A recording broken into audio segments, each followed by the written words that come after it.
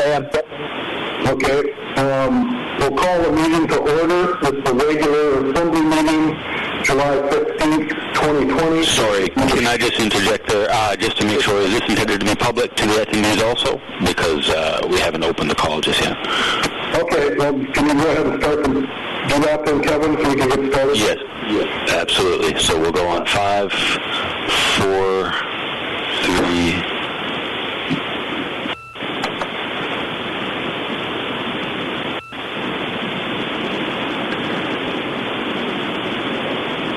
Okay, are we ready to roll? We are. Okay, I'll call the meeting to order. The regular assembly meeting is on July 15th, 2020. This meeting was scheduled originally for July 6th, but due to random circumstances, it ended up being pushed back to today. I would like the clerk to please call the roll. Brandy? Here. Mark? Here. Bob? Here. Jeff?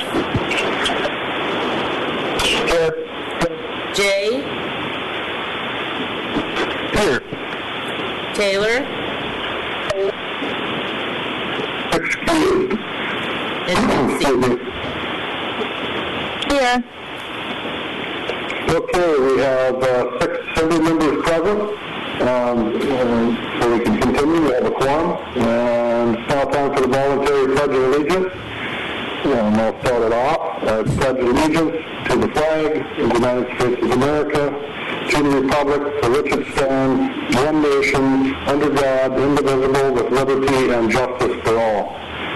And that brings us to item 3 on today's agenda.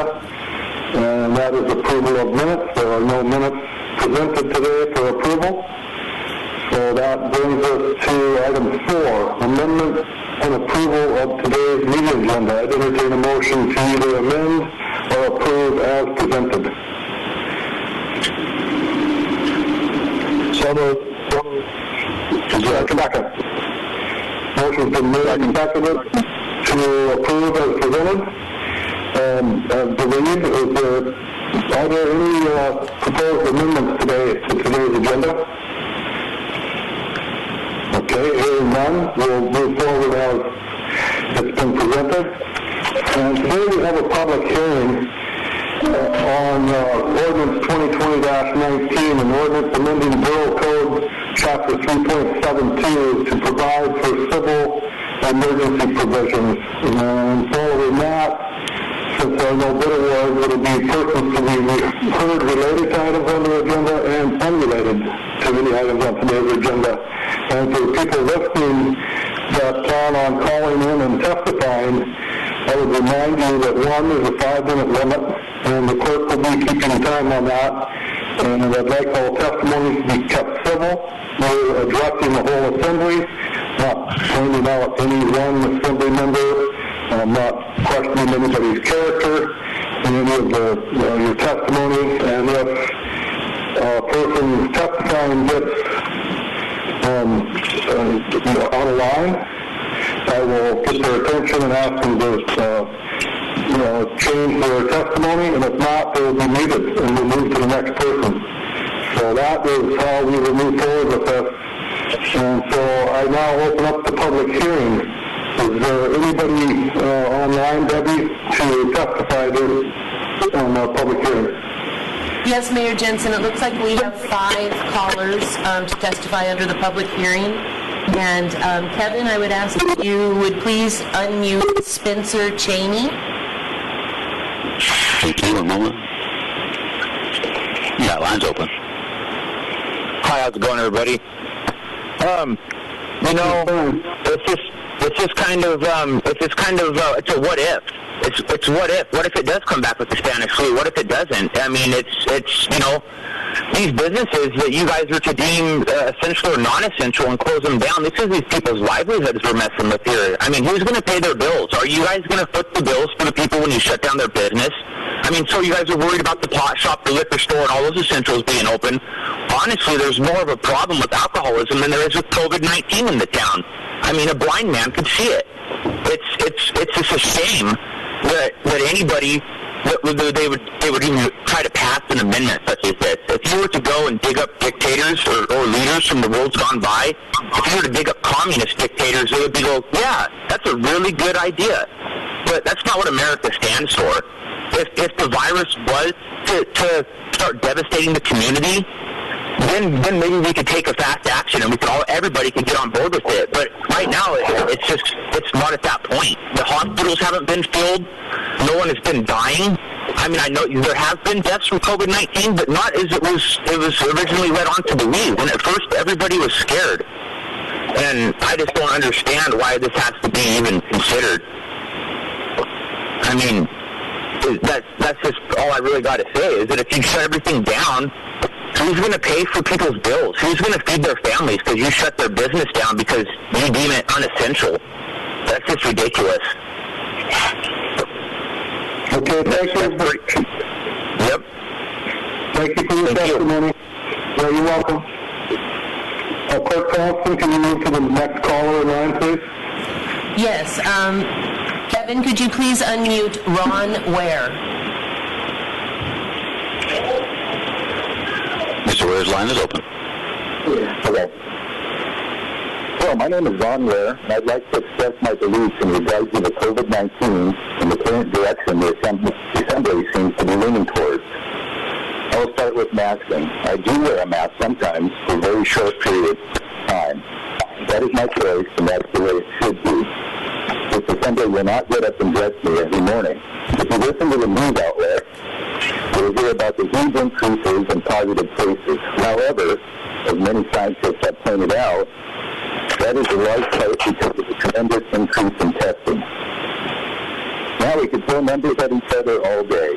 It will not do any good if we're not willing to listen to each other. I ask you to keep an open mind in your consideration and responses to the current situation.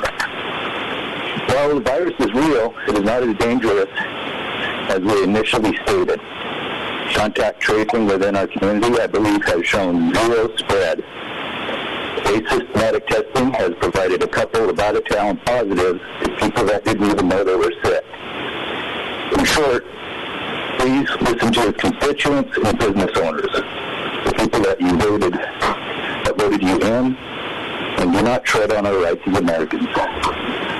Let us choose if we're going to wear a mask or not, and if we decide to gather, let us do that too. All right, thank you. I'm done. Thank you, Mr. Ware, for your testimony. Clerk Thompson, will you let the next person in line? Yes, Kevin, if you could please unmute Dana Tinas. That line's open. Great. Okay. Can you guys hear me? Loud and clear. Good. All right, folks. Under newly proposed 3.72.040, where does the Borough presume to draw its authority to make proclamations with the force of law that supersede any conflicting provision of law?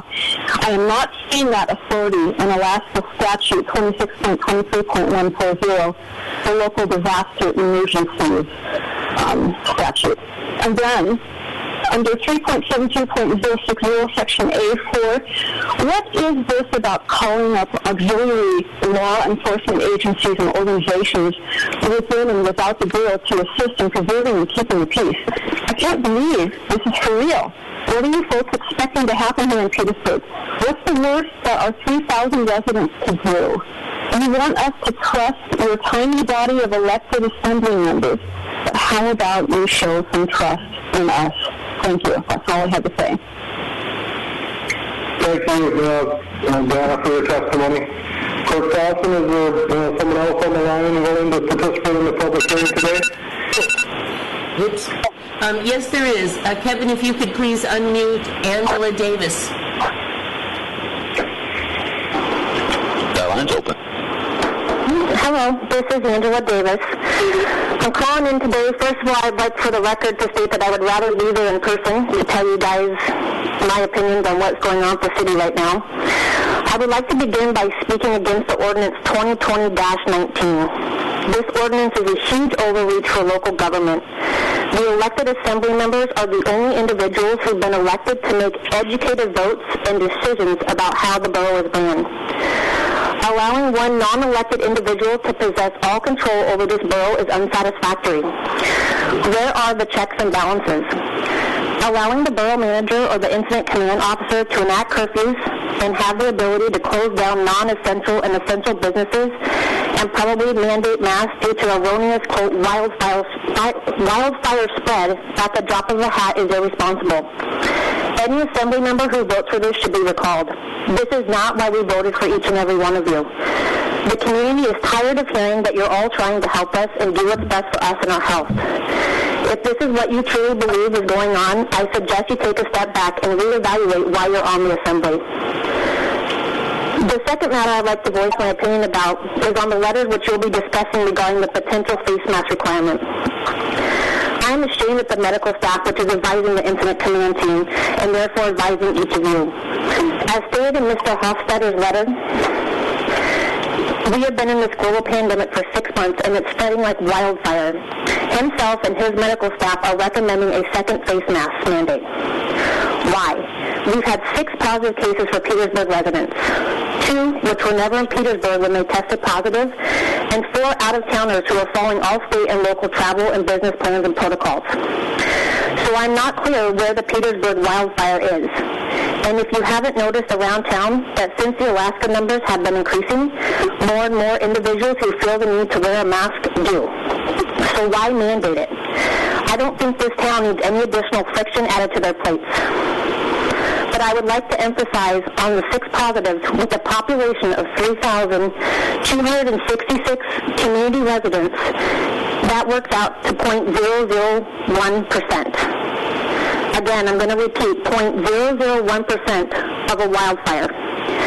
We all have the rights to wear a mask or not wear a mask. Those who feel their risk is higher, by all means, wear a mask and stay home. The rest of us would like to get on with life. We want to send our kids back to school and rebuild the businesses which this financial destruction has done to all the businesses in town and the fishing industry. Some of you are very fortunate to work for the federal, state, or local government. You don't have to choose if your livelihood is worth a 30-year loan to potentially save your business. Be able to pay your bills and support your family. All along, while one unelected person has the power to shut it all down at the drop of a hat. The governor said it best in his press conference a few days ago. It was quoted, Mr. Dunleavy and several top health officials said the state's hospital situation is solid, and he isn't going to use, quote, hammer tactics to respond to the rising cases in Alaska. He is asking Alaskans to voluntarily do everything they can to slow the spread. If my recollection serves me right, Petersburg Medical Center received around $5 million for this wildfire crisis. So why are they not prepared for it? Maybe those of you who have been elected by community members who had faith in you should in turn have faith in those who elected you to do what they think is best. And at the end, they voted for you. Thank you for listening to my opinions, and I urge all of you to vote no on this ridiculous ordinance 2020-19, and that you will not entertain the idea of mandating masks again in Petersburg. Thank you. Thank you for your testimony, Ms. Davis. Clerk Dawson, is there anyone else on the line that wanted to participate in this public hearing? Yes, Mayor Jensen, it looks like we have 2 more callers. Kevin, if you could please unmute Melinda Olson. Ms. Olson's line's open. Good afternoon. I'm reading this letter as representing community members listed here: Susan Burrell, Mund Olson, Francis Kelly, Ken Walters Olson, Richard Cheney, Lori Hofstad, Kelly Berkeley, Lawrence Hofstad, Kenneth Enos, Ray Wilkerson, Jason Miller, Tim Wilkerson, Wayne Matheson, Jessica Ray Cheney, Lynn Samuelson Jones, Courtney Johnson, Lynette Odegaard, Jake Wilkerson, Bryce Kersham, Kimberly Simbahan, Keith Billy, Nancy Hosier, Maureen Floyd, Teresa Phillips, Richard Burke, Joseph Cruz, and Chet Billy. And I'm reading on Ordinance 2020-19. So I'm going to read the parts of the ordinance and then we'll have what we are concerned about. So On 3.72.020, Civil Emergency Preparedness and Emergency Service Office established. The Borough Manager is the Civil and Emergency Preparedness the Borough Manager being able to have all that power, and that he can designate whomever he wants as an incident commander shall exercise the authority and discharge the responsibility vested in him or her by applicable local, state, and federal law. We believe that this new ordinance gives the Borough Manager or incident commander designate way too much authority over the community of Petersburg. Having a group of non-elected people for the Borough Manager to consult with tragic times makes more sense than one man having so much power over us. And yes, we understand the Assembly can override and overreach Borough Managers or incident commanders, but in a disaster, one might not be able to do that or get a quorum to address this issue. There needs to be more checks and balances. We have seen how one political faction rules the roost, and that is not always good for our community. The designated part is very vague, so the city manager can just pick anyone, choose to fill that spot, his sister, his wife, or anyone. It doesn't even need to be someone from here. And a group of community volunteers could be established for such a thing. The next point we'd like to talk about is the emergency proclamation, which is pursuant to the authority granted here under and in Alaska Statute 2623.140. Whenever the Borough Manager determines that a civil emergency exists, he or she may declare by proclamation the existence of the emergency. Any proclamation issued pursuant to this chapter shall have the force of law and shall supersede any conflicting provisions of law during an emergency declared pursuant to the chapter. The state statute AS 2623-140, local disaster emergency, an order or proclamation declaring, continuing, and terminating a local disaster emergency shall be given prompt and general publicity and shall be filed promptly with the Alaska Division of Homeland Security and Emergency Management and the appropriate municipal clerk. And nowhere in the state statute AS 2623-140 does it give anyone the authority to make any law that shall supersede our rights as U.S. citizens. Also, the next one is 372.150, dissemination and posting of emergency proclamations. These proclamations of an emergency declaration or any emergency order issued pursuant thereto shall be posted on the Borough website and at such other places in the Borough as may be directed in the proclamation. It shall also be provided and any newspapers or general circulation published in the Borough and radio stations which broadcast within the densely populated areas of the Borough. What if the towers go down? Posting of emergency proclamations should be set forth now. We would all like that transparency, well in advance of a disaster. As an example, an earthquake. People are panicked and they know not where to go to find out what to do. Designated spots can be remembered. Post office, grocery store, courthouse. We would like to see these things lined out in these letters, in this ordinance. More transparency again. 3.72.060, imposition of orders during period of emergency. Section A, subsection 2, order the following to close and remain closed until further order for the period of the emergency. Under A, B, and C, list all different kinds and types of establishments when it should just read any and all businesses established. Melinda, you have 30 seconds. Okay. Basically, I just want to say we cannot imagine that this is even acceptable. So we just want more transparency. We don't want you guys to have this overreach of power. It's not necessary. We've been doing fine as a community.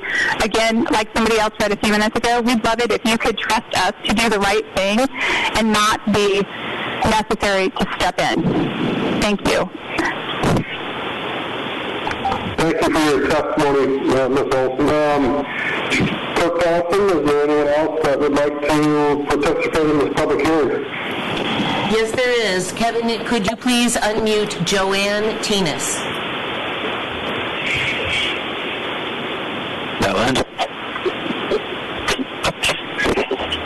I was only going to be here to listen. Oh, I apologize. I didn't read the notes. I'm sorry. Kevin, if you could please instead unmute Nancy Hoshar. That line's open. Hello.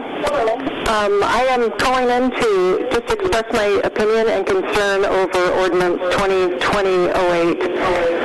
The language of it is very concerning within the scope of the issue it's being revised for, namely COVID-19, or any other emergency for that matter. We've all watched our world as we know it turn upside down in direct relation to the people's reactions to this. Governors and mayors across the United States taking power into their hands and acting in ways that most Americans wouldn't have been able to envision previous to this. Arbitrary enforcement such as governors in Michigan and Oregon saying no buying paint and only certain people of colors can wear masks. These crazy examples and many, many more are what worry me and others about giving one person or a group of people this kind of power. The language in this ordinance giving the incident commander and his designees, whoever he chooses, the power at will to create enforceable laws that supersede our existing laws is a frightening thing. We've already lost so much. Businesses have collapsed. Kids have been stuck at home, some not in good situations. No schools, no sports, etc. Everyone has already given up huge parts of our lives. We've changed how we shop, how we interact, how we go about our routines. The rate of COVID in our town is proof that we, the people of Petersburg, have flattened the curve here. It only makes sense that with the increased testing and influx of people to our town this summer that there is a couple more cases. It has been months, and we see no community spread. Because of the extreme polarization that COVID has brought to our community, any kind of ordinance like this must be held up with strong supports of accountability, of which I see none written into this ordinance. No matter how good of a character a person has when someone, or specifically when a group of people are given this kind of power, as in the language that's in this ordinance, there needs to be accountability, strong supports of checks and balances. We, the people of Petersburg, should be included into this kind of check and balance system. We must err on the side of the freedom of choice and trust versus control and authority. One fosters support and appreciation, and the other fosters fear and discord. I took that from a quote from Jay Tunis this morning on Facebook. That we need to be left a voice also. Regarding the masks, the scientific evidence mounts daily that masks in the public sector do not do what we think they do, prevent or stop the spread of COVID. In fact, opposite evidence is daily showing that the harm that masking can bring. Also, daily grows the division between the people in this town over this issue. No school, ballet, parks, rec, baseball, co-op, library, on and on. We know how to wash our hands and how not stand too close to somebody. We know that our immune systems must have viruses to build and keep us healthy. We for sure know how to keep the vulnerable safe, just like we always have. To tell us we must wear a mask when the science has shown that they're ineffective at best is, in my opinion, ridiculous. To tell us that we must mask our little ones is unacceptable. There is such a divide in our community over this that the hate flies daily online. Censorship happens regularly, and no one who differs from the narrative that masks save lives even feels safe in Petersburg to express a different view. This is our home. Adding ordinances and mandates on top of this highly hateful political atmosphere is not going to better it or make it safer. And safety is what this meeting is about. Thank you. Thank you for your testimony. Clerk Thompson, is there anyone else that would like to participate in the public hearing? There is not. Okay. With that being said, the public hearing on ordinance 2020-19 is now closed. That brings us to the next item on today's agenda, and that is persons to be heard related to items on today's agenda. Are there any callers in the queue for that? There are not, Mayor Jensen. Okay, that brings us to the next item on the agenda, which is persons to be heard on items unrelated to the agenda, on today's agenda. Are there any callers for that? There are not. Okay, that moves us to item 9, board, commission, and committee reports. There are none. Consent agenda, there's no items on the consent agenda. Brings us to item 11, report of other officers. And the first person to speak today, the report of other officers, is the Petersburg Medical Center CEO, Mr. Hofstetter. Mr. Hofstetter, are you available? Yes. Yeah, thank you, Phil. Go on. Yeah, great. Thank you. So just a couple updates related to the hospital. We have a number of things that we've been working through from an operational standpoint. We still can see a continued reduction of services, and we're trying to ramp up our accessibility to those services, including prevention visits. We are seeing trends in home care, home health, that have increased in the last couple of months. A lot of that related to the inability to access the clinic. We're trying to access those types of visits in home health, and that's definitely been an area of increase. Our staff have been really, it's unprecedented as far as overrun with workload related to asymptomatic testing. So we've been scaling up our asymptomatic testing at the airport, in the community, within our hospital, to try to isolate and track the virus, make sure that we stop it before there is any kind of spread. One of the biggest issues we're seeing right now is turnaround time from the state, not just in Petersburg, but from the state and national standpoint. There's a huge increase in testing, and so a lot of the commercial labs have been concerned about or having a backlog of availability of testing turnaround, and we're seeing upwards of 7 days to 14 days of turnaround time. Obviously, you see it from my letter that I submitted. There's still some concerns that from a hospital standpoint, and looking at the data from CMS, looking at some of the trends that we're seeing nationally and in the state, there's a lot of concerns. I know the recommendations seen in there are not a very popular one, but it is, from a medical standpoint, alarming when we're looking at trends, not just in the state, but outside the state, and what we're dealing with is a delayed response, and it's very, very difficult to act quickly when you're looking at a virus that has, a 14 day lead time on when you can track it or have symptoms and spread it. So far, I agree we've done a great job in squashing it and tracking it, isolating it, doing contact tracing. But those are things that, as things uptick, we are concerned about it from the hospital standpoint. Budget, we have a budget that we submitted, and we're fortunate to have some federal assistance funding, which we've been using quite a bit on offsetting the offset of revenue, which as a result of our decreased operational capacity has resulted in a downward trend. We're trying to turn that around and use the funding to do things like telehealth, home monitoring program, increasing access to care using other technology and other methods, working on infection control and asymptomatic testing. Those are the highlights from the medical center. Again, I'm here for any questions. Is there any questions, Mr. Hofstetter from the Assembly? Mr. Mayor. Member Mucci? Thank you, Mr. Mayor. Hey, Phil, can you enlighten me just a little bit about the additional services that have been reduced or decreased because of your additional work?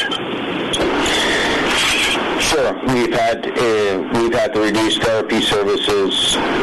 We've had to reduce chiropractic services, prevention clinic services. We use a color code system in our hospital, so when there's an uptick in cases or if there's a higher risk, we have some more restrictions. We also have mandated by CMS on the long-term care side, so there's also a low census right now, not a lot of waiting list or folks coming into long-term care, and that's not just a Petersburg, that's in the statewide as well, and swing bed as a reduction for routine services like knee replacements, hip replacements. Often we have people coming into Petersburg to rehab and do some of those services related to that in our inpatient unit. That's called the swing bed program. And because not many elective surgeries are occurring in the state, or it's reduced, that has a trickle-down effect to us. Thank you. Any other questions from assembly members of Mr. Hofstetter? I have one question for you, Mr. Hofstetter, if no one else does. So in your facility there, do you do testing on all your employees on a regular basis? I'm just curious how the facility is approaching that. Yeah, it's a good question. We have been long-term care. We've started a lot sooner, and we were testing because of supplies. We were not able to test everyone. Now we do have the capacity to have supplies, and we just recently tested employees, mostly related to in the facility. So we're trying to get everyone on the schedule. Right now, what we're bumping up against too is that our lab is completely inundated, and then turnaround time. How effective is asymptomatic test is if we don't get the turnaround time. But we have instituted a schedule for staffing. Yes. Okay. Then a follow-up to that question is: any of the tests that you perform, including at the airport or for your staff or people that come in that show symptoms, does there a financial aid to the medical center, federal money that you get for each of these, or is it depends on what the criteria the testing would fall under? It depends on the criteria. For symptomatic testing, I believe we can use the Financial CARES Act or federal assistance. We've received a couple of federal aid. One is the payroll protection, and that's specific to staffing and payroll. With some of the other funding, we can implement and use that. Primarily, we're using it as an offset of deferred revenues. So basically, because of our reduced census in inpatient long-term care, we have no income coming in, basically, or not, no, we have reduced income coming in quite a bit. Related to asymptomatic testing, we have mixed review on whether we can use that federal funding for asymptomatic testing. We certainly are not making any money off of it. We're barely break even on anything related to asymptomatic testing, and it's very difficult to not just prepare all the specimens and send them out. Our staffing up at the airport and staffing in-house at the respiratory clinic, our staffing in the lab it's been a really big struggle. And if there's nothing else, I'll say I'll commend our lab staff for working so diligently and working so hard. Okay, thank you for answering those questions, and I don't have any other questions, and we'll ask one more time. Does any other assembly members have any questions of Mr. Hofstetter? Okay, thank you, Phil. Hearing none, that moves us on to Assembly and Super Board Member Lynn has a report to give to the Assembly. Member Lynn, are you there? I am, thank you. Yes, the board, I want to talk particularly about our submarine cable. The board met a couple weeks ago We've had and reviewed the bids and recommendations from staff on the submarine cable. We had 3 bids to replace the submarine cable. 2 of them from Chinese firms, 1 from a Japanese firm. The one from a Chinese firm, it was a non-responsive bid, so it got rejected. The 2 of them then got the one Chinese firm, and the other one, the Japanese firm, Sumitomo, was the other firm that we looked at, or the staff looked at. They went through 5,900 pages of specs to look at this, the bids, and we looked at it from the standpoint of total replacement of the cable. And to repeat of some of the things I've talked about before, is that on this cable, all 3 phases are in one cable, not 3 separate cables. Couple things I didn't realize. One is that there are no stock cables, so to speak, so that the cable that will be laid hasn't even been made yet. So that has to be made, and then it goes through a testing process to make sure that, it's going to transmit. There's a degassing process. I mean, it's quite involved to make sure that before that cable gets laid under the ocean, that it's suitable for our needs. When the staff looked at it, Sumitomo was not the lowest bidder, but based on everything else in the bids and looking at other work they've done in the United States, they by far have the best track record. They're a well-respected outfit. They have a big subsidiary here in the United States, down in the Seattle area. At any rate, the board has chosen to award to Sumitomo. There are a whole list of questions. The staff has about 30 questions that have to be resolved with Sumitomo, and then Sumitomo has a bunch of questions too before we go on with this.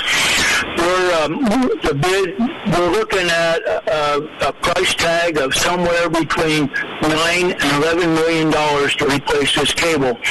We do not have, I'll check that, we could pay for that based on, some money we have saved and some transfers. But one of the things the board is really concerned about is having money available for another emergency like this. So I think what we're going to do is that we've asked the staff to go back and take a look to see what we can do in terms of bonding and using some financing and so forth. We still do not know what we're going to get from the insurance. We won't know that until that cable's pulled off the bottom and you can see what caused the problem to begin with. So long and the short is we'll have to pay up front, and then we'll get some reimbursement on it. Time frame. The time frame we're looking at, we're still hoping that it can be done this fall before the winter weather sets in. But that's still kind of questionable.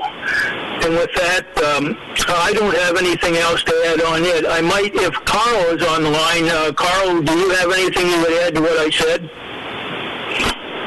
Thank you, Member Lynn. No, I do not have any comments. Thank you. Okay. And with that, I'll open it. Does the Assembly have any questions for me?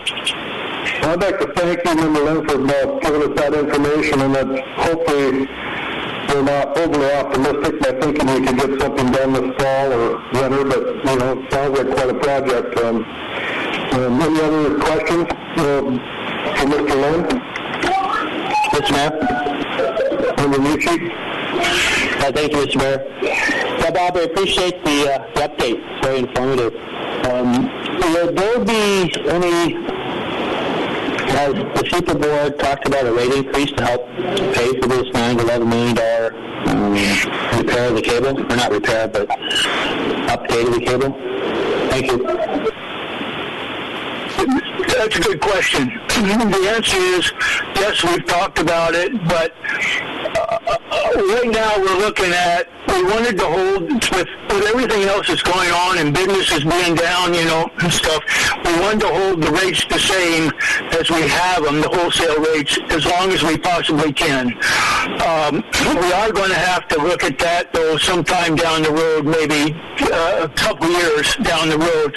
I'm thinking right now that we'll have to do some kind of a rate study to go along with it. I think some of the other board members might be about the same place I am, because I think we also have to look at, we have other replacement things that needs to be done on a number of the lines, as well as some of the other submarine cables that are beginning to wear down. They're at least 30 years old, and so, yeah, we're going to have to look at that in the longer term. I hope that answers your question. Yes, it does. Thank you very much. Any other questions for Linda Lynn? Okay, hearing none, I guess, won't see you from the phone. That brings us to the mayor's report.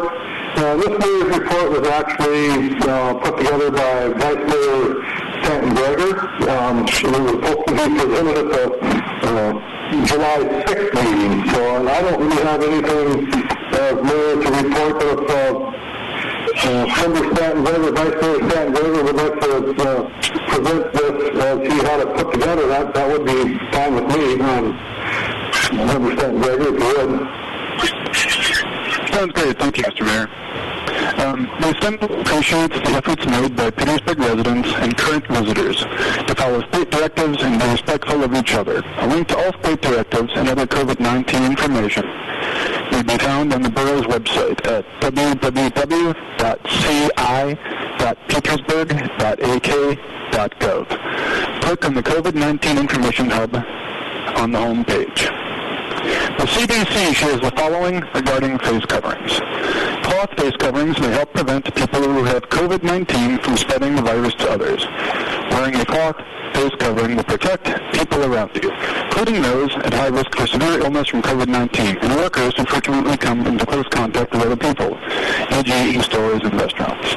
Cloth face coverings are most likely to reduce the spread of COVID-19, and they are widely used by people in public settings. The spread of COVID-19 can be reduced when cloth face coverings are used along with other preventative measures, including social distancing, frequent hand washing, and cleaning, disinfecting, frequently touched surfaces. Again, that comes from the CDC website. Next order of business is the Borough Assembly wishes to recognize and thank all retail workers in Petersburg who risk their health to help the rest of our residents receive goods necessary for their comfort and the ongoing pandemic. I think that population is often thankless work, so know that your efforts are great. Petersburg Borough is seeking letters of interest from qualified borough residents to serve on the Parks and Recreation Advisory Board until the October 6, 2020 municipal election. I believe there are 5 vacant seats at this point, and letters of interest should be submitted to Clerk Thompson at the borough offices located at 12 South Nordic Drive, by sending to P.O. Box 329, Petersburg, AK 99833, or by emailing to bthompson@petersburgak.gov. And that is all. Thanks, Mark. Okay, thank you, Vice Mayor Stanton Greger. And so far, I believe we've got 2 people interested in those 5 positions. Member Tremblay, you want to interject something? Yeah, I didn't know if you would be covering the meeting, giving an update on the meeting with Congressman Young in this. I was going to do it on Monday. Okay, just checking. Yep. So, all right, thanks for asking. Yeah, I talked to the clerk about it this morning.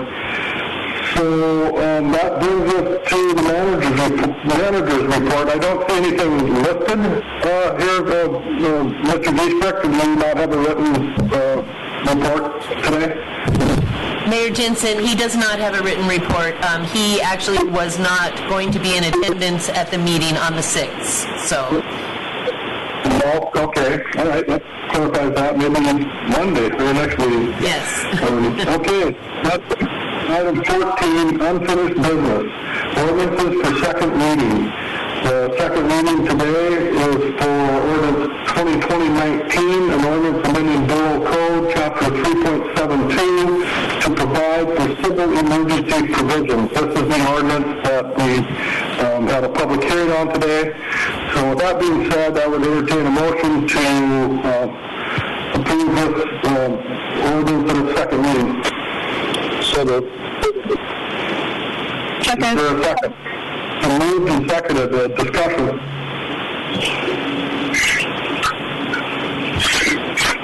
Mr. Mayor? Yep. Yes. Was that member Lucci and then member Lynn, I believe? Member Stanton-Gregor, Mr. Mayor. Okay. Yes, member Stanton-Gregor. Can you go first, member Stanton-Gregor? Sure. Thank you, Mr. Mayor. For those listening at home that have, gotten a lot of feedback from a lot of different people, and I've spent a lot of time, probably an exhaustive amount of time for Mr. Hagerman discussing this issue. And so what I'd really like to do is yield the floor to Director Hagerman and kind of have him walk us through what this does do, what this doesn't do, and kind of the purpose behind it and the intent. And again, it was much for me, so I feel like I spent an exhaustive amount of time on this, but I'd like members of the public to hear from them. Is that okay with you, Carl? Yes, I can do that, if it's okay with Mayor. Yeah, and then we'll move on with the rest of the assembly. Go ahead, Mr. Hagerman. Thank you, Mr. Mayor. I think that in response to Member Stanton-Gregor's request, I'd just like to read, I think I've done this before, the first intent and purpose paragraph of the ordinance, because I think that says it all. And then from that point forward, it's up to the Assembly to determine how the ordinance handles this intent and purpose. But in Chapter 3.72.010, intent and purpose states, it is the intent and purpose of this chapter to provide for the efficient utilization of the borough's personnel, facilities, and equipment in the event of a civil emergency, including without limitation natural or man-made disasters and disasters resulting from enemy actions, and to provide for the coordination of disaster and emergency service functions of the borough with all other public agencies and affected private persons, corporations, and organizations. So I think, that statement right there, it really lays out the purpose of this ordinance and the need for the ordinance. There's absolutely of course, there's a tremendous amount of focus on the pandemic and how the ordinance can be used, and in some people's opinion, abused, misused, when an emergency lasts for a very long time, like we're in the middle of right now. But I would hope in the future that any emergency that is that calls upon an ordinance such as this is a very short-lived thing. That is really the majority of emergencies that this ordinance will be called into play under will be just a very short-lived, short-duration emergency, such as an earthquake or a conflagration, large fire, landslide, those types of things that have a very short response window and are dispatched. But in those types of events, in my opinion, it's very much required for the manager to have the authority to take actions and to deal with that emergency as efficiently and as quickly as possible. And the provisions in the ordinance, the powers that are granted can be changed, by the Assembly, of course.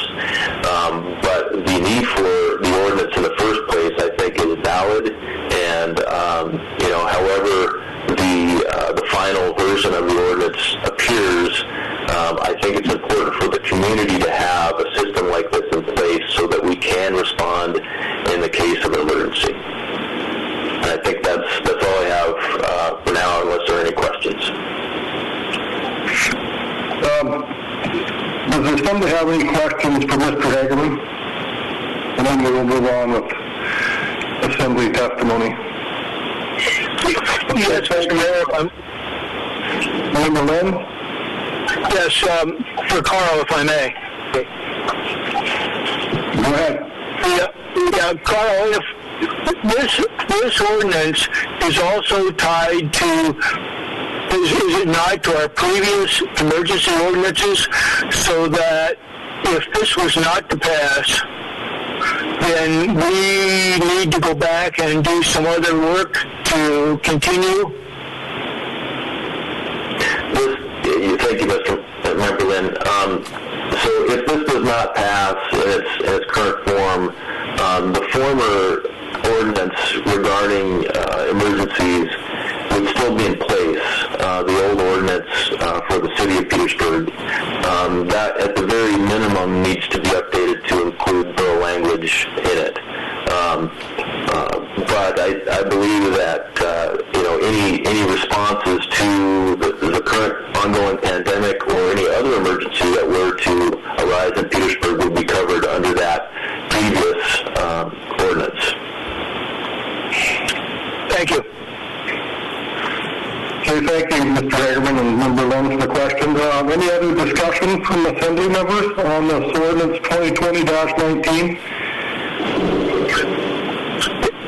Yes, Mr. Mayor, if I might, I have an amendment I would like to make. Okay. Under 3.72.020, where the Civil Preparedness and Emergency Services Office is established, I would propose at the end of that paragraph to add a sentence that reads, the Assembly may review and disapprove of the Borough Manager's appointment of a designee as Incident Commander. I'll second that, Mr. Mayor. Okay, motion's been made by Member Lynn to amend section 3.72020 to add an additional sentence, and I don't think I need to repeat it, but basically it gives the Assembly permission to supersede or overturn the decision of the manager for his designee. Is that how you have it written down, Clerk Thompson? Yes, it is. Okay, is there any discussion on the amendment? Sure, Mr. Mayor. Member Stanton-Grader. Thank you. At the base of it, I like the amendment. Even without the amendment, if the borough manager installed someone as incident commander that the Assembly felt was inappropriate, there's a checks and balance there to override that. But I think this additional language adds another layer to that of checks and balances to explicitly state that. I know some of the callers had expressed concern over that, and this added language I hope will alleviate some of those concerns and add extra checks and balances. So I'll be voting for the amendment. Okay, any other discussion on the amendment? Mr. Mayor. Member Mucci. Thank you, Mr. Mayor. Just a question for Member Lynn. How does this amendment differ from the paragraph 3.72.040 under the Assembly's authority to terminate any actions made by the manager or incident commander? Thank you. Thanks for the question. A couple things is that I was after specifically addressing the incident commander. I can see maybe situations where the Assembly does not agree with the manager, and or for instance they believe that there's a better individual that should be in charge. And this gives, the purpose of this in my mind then gives the Assembly a chance to either agree, overrule, or to agree or overrule where the manager's at. And I think I really think it should be done, or we should have that in there to give the Assembly that authority. And based on a lot of the comments I've seen from the public, this would again help to alleviate some of the concerns they have of people of the manager having too much authority. Does that answer your question? Okay. Any other discussion on the amendment as proposed? Clerk, call the roll on the amendment. Jeff? Yes. Mark? Yes. Bob? Yes. Chelsea? Yes. Jay? Yes. Brandy? Yes. Thank you. Okay, the amendment to section 3.72020 passes unanimously with a 6-0 vote. Excuse me.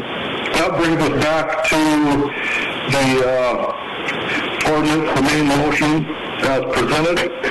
Is there any other discussion on the motion for passing ordinance 2020-19?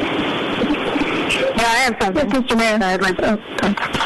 Okay, Member Tremblay, and then Member Morrell, Member Pratt.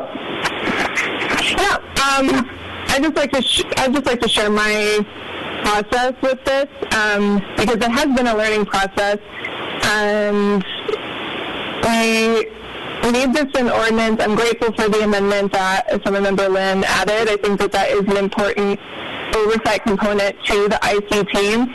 And I want to touch on first the IC team and how important it is for responding to an emergency, because I spent last Monday with the extra time able to finish the Incident Command FEMA class, the introductory 100 level class. It only took me about 5 to 6 hours, but anyone can take it. It's really useful, and this is me apologizing to the IC team for it taking me this long to take that, where it basically breaks down what folks are doing on there, which is basically communicating and having a clear chain of command to be able to respond quickly to something going on within the community.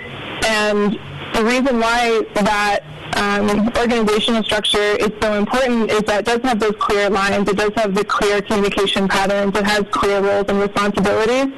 And we, as the Assembly, are the civilian oversight within, we are a part of that IC team, but the reason why we're not in charge of it, we saw our own meetings being delayed and pushed and all that last week. Imagine if that was what was required for us to actually establish an emergency and for that emergency to be responded to. How would we coordinate that in time to actually be able to respond fast? And also, do you want us to respond quickly? I pulled out my newly elected officer training booklet that they gave me in the fall, and I re-looked at it just for confirmation, where they teach us the roles and responsibilities of the clerks, budgets and governmental accounting, local tax policy, state revenues, Open Meetings Act, ethics and conflict of interest, parliamentary procedures, conducting effective meetings, quasi-judicial role, ex parte contact, and lobbying the legislature. On page 34 of this couple hundred-page book is 2 paragraphs on emergency ordinances. Otherwise, there is 0 emergency response training involved with becoming an Assembly member. We are the civilian oversight.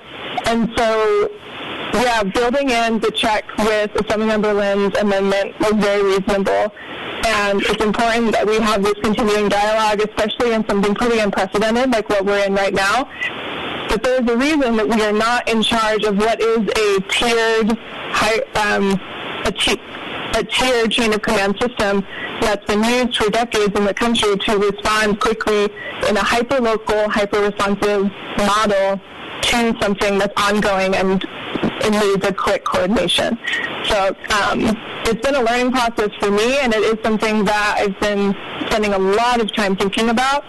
I have friends who have been on the front end of some misuse of powers in the last couple of weeks, especially around other places in the country. But, those are political actors making political decisions using the ordinances they have in place, and they themselves, those actors in those places, are facing repercussions from their own community members, just like we're having this conversation. So this is a give and take. The fact that we're having this conversation right now is a give and take. And I spent a lot of time, too, with the borough attorney talking through worst-case scenarios.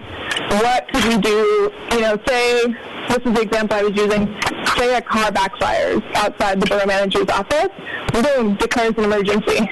And we go, wait a second, and all 7 of us are able to meet within the course of an hour because an emergency has been called. It's a reasonable time to call that meeting and to meet.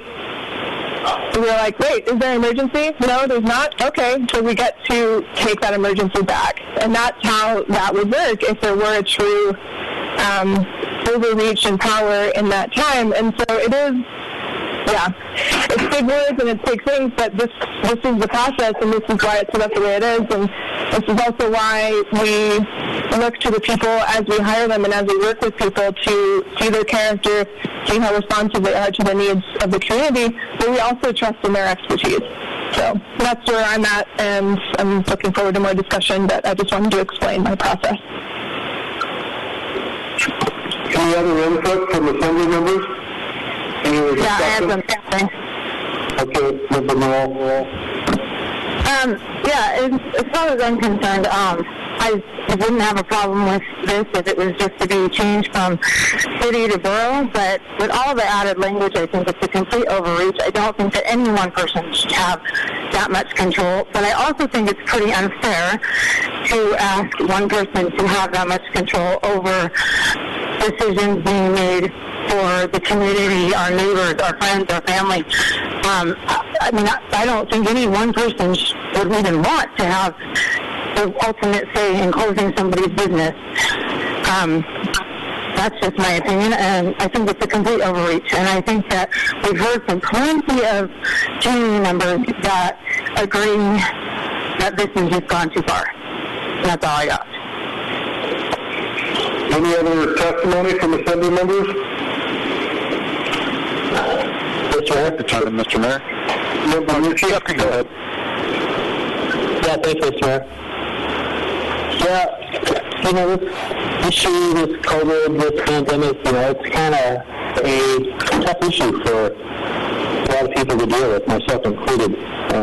We've seen a lot of letters and emails from people in town, and some of them I agree with, some of them I definitely don't agree with. People are concerned about having businesses open fully. That's not going to happen until people think it's a plan or something is in place to make sure the businesses are safe to enter. And business people aren't going to want to open unless they feel they have a plan in place. Everybody wants the schools to be open on schedule, but that's not going to happen either unless we all work together to put differences aside here and work to address the complex issues facing this ordinance and other ordinance. I imagine we'll be dealing with it some other time. I appreciate the letters email that we're getting, but for me, when I get a letter or an email from somebody who's either threatening the assembly with recall or references to Adolf Hitler, that some members of the community are want us to change some of the language to put his name in there. I think we're headed down a very dark path here. That really disturbs me. I'm not letting anybody either for or against whatever ordinance we're working on bully me into making a decision. I'm going to make a decision based on what I think is the best for the entire community. Whether or not you believe in masking or not, or whether you believe in testing it. I'm going to take into account what I think is best for the entire community. And when I see letters like that coming in that have some pretty awful figures in it and threats of recall, that doesn't do me any favors. And I think it's just headed in the wrong direction for a community that supposedly cares for each other. We do care about each other. When there's disasters going on in town, we seem to rally behind each other, pull together to make things happen. But this issue has got some very divisive aspects of it, and it's really disappointing to me. I understand people's passion for independence. I don't like people telling me what to do, but for me, I'm just trying to do what I think is best for the entire community. So I'll be voting for this ordinance, and I'm sure we'll be having more discussion with another day. Thank you. Member Stan Gregor, you had some input? Yeah, thank you, Mr. Mayor. I'll try to be concise. I'll definitely be voting for this. A couple of reasons why. In terms of emergency efficiency, whether it be tsunami, downtown fire, ammonia leak at a plant, et cetera, et cetera. You want to be able to act swiftly and quickly to keep people safe. That's it. I've got zero interest in being a part of, taking control out of people's lives. I'm a small business owner myself. I'm a parent of 2 kids. So I live and live like it. This ordinance really just allows me, which can later be approved, to act quickly if they need to. Again,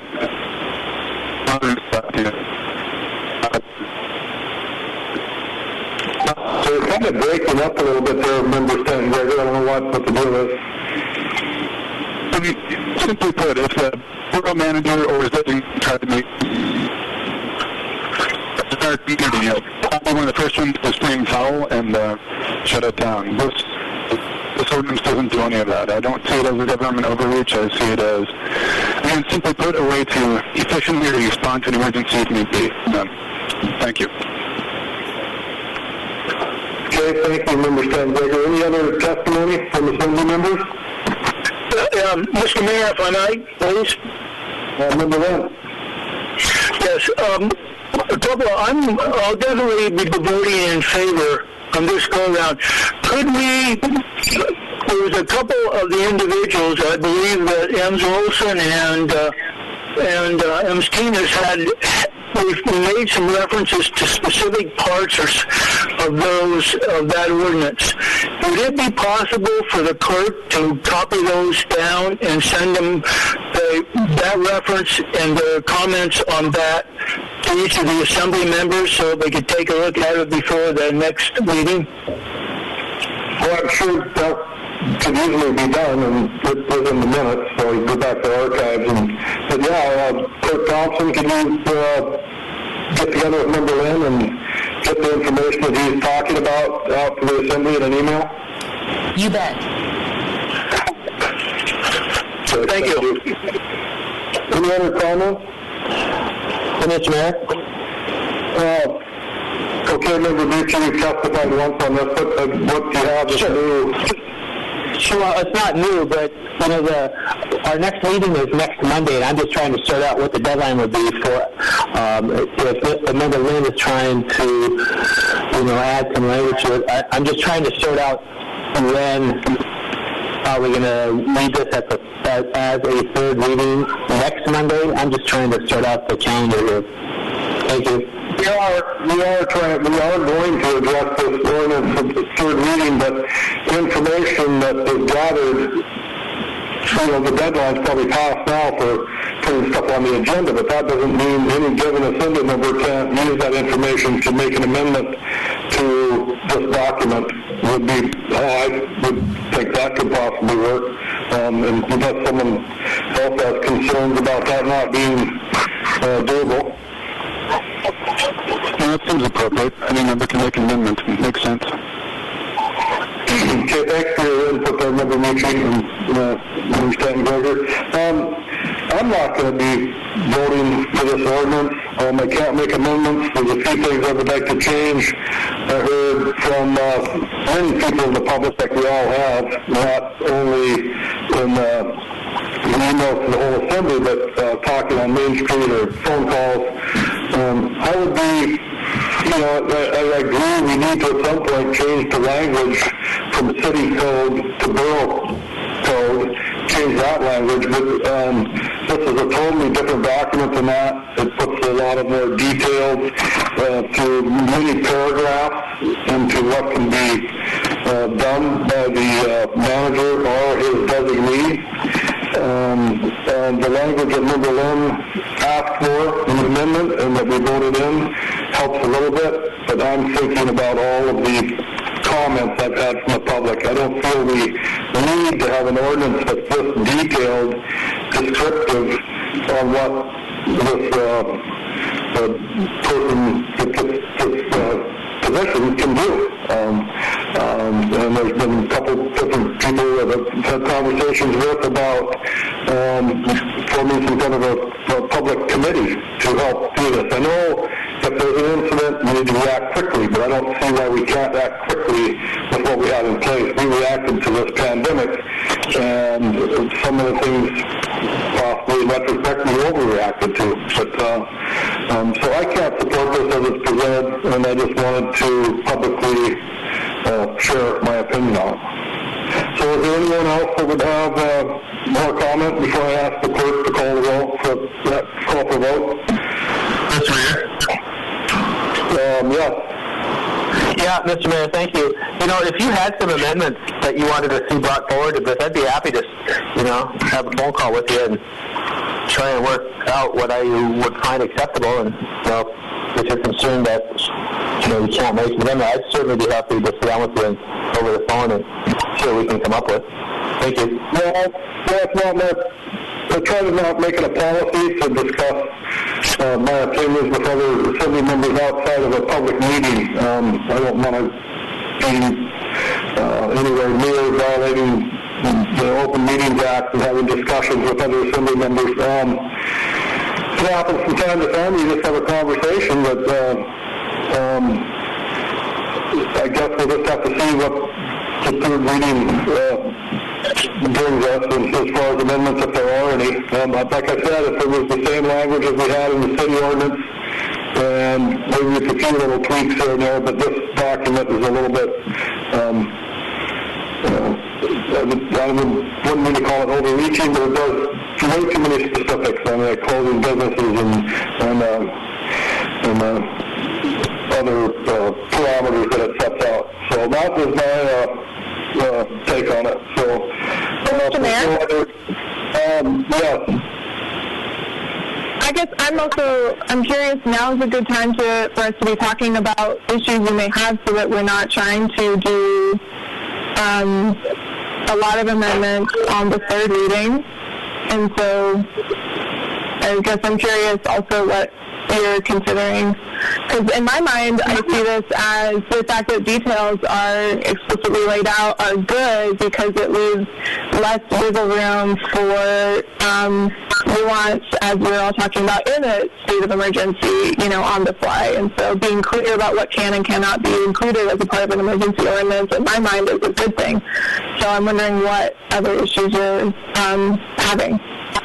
Well, it's not the duty of one assembly member to question the motive of another assembly member. I support changing the language of the city code for this ordinance to mirror that, and with no other detailed language. It still gives us the authority, or the manager, or his designee, which maybe isn't worded that way in the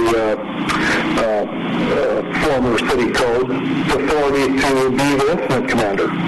And that is my position on it, and that's my testimony, that's my statement.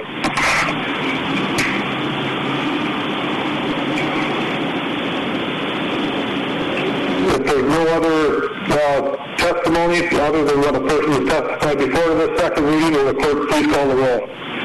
Mr. Mayor, I was wondering if I might be able to suggest an amendment due to the quorum issue that we had recently.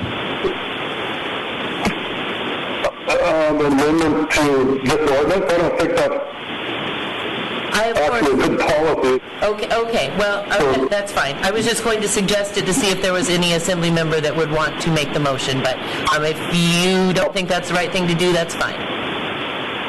I don't think that I use ordinance in the assembly discussing this and making proposed amendments. I think that is elected officials' job. Okay, so on ordinance 2020-19 as amended, Bob? Yes. Jeff? Yes. Mark? No. Jay? Yes. Chelsea? Yes. Brandy? No. Okay, ordinance 2020-19 passes as amended with a 4-2 vote with members Morrell and Mayor Jensen opposed. And we'll have the third reading on the 20th, next Monday at 6 p.m. And there will be another time for public testimony with not in public hearing, but it would be persons to be heard. So that brings us to new business. First item on new business today is Resolution 2020-11. A resolution approving the sole source procurement for E&D generator resealing parts and service. Utility Director Hageman is requesting approval of a sole source procurement for parts and service to reseal one of their larger generators. It's an E&D 20-1. Used to provide reliable power during hydropower outages, both planned and unplanned.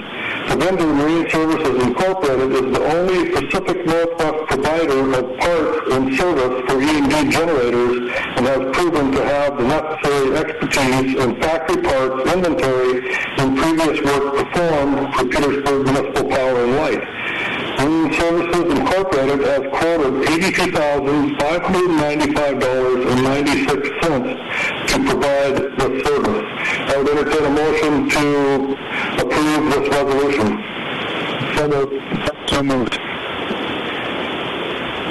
It's been moved and seconded to approve this resolution for a sole source procurement for some work on one of our backup generators. Is there any discussion? Mr. Mayor? Member Mucci. Yeah, thank you, Mr. Mayor.